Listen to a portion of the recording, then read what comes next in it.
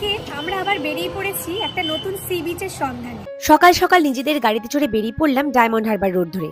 নামখানায় হাতানিয়া দোয়ানিয়ার উপর ব্রিজ পেরিয়ে বকখালিগামী রাস্তা ছেড়ে লালগঞ্জের পথে আমরা চলে এসেছি লালগঞ্জের ঘরে বাইরে বিচ স্টেতে। কলকাতা থেকে 120 কিলোমিটার দূরে সমুদ্রের পাশে ম্যানগ্রোভের ছোঁয়ায় সবুজ প্রকৃতির মাঝে এক অজ গ্রাম।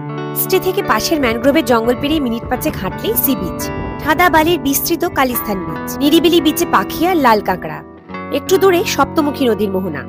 লাঞ্চ সেরে টোটোতে করে চললাম সপ্তমুখী নদীর পাড়ে। নৌকায় চড়ে এবার ভেসে পড়ে নদীতে। পৌঁছে যাওয়া সমুদ্রের মাঝে এক নির্জন দ্বীপে। ওপাশে সুন্দরবনের লথিয়ান আইল্যান্ড।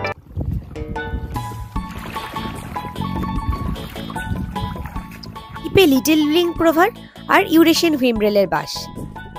চলছে মাছ ধরা।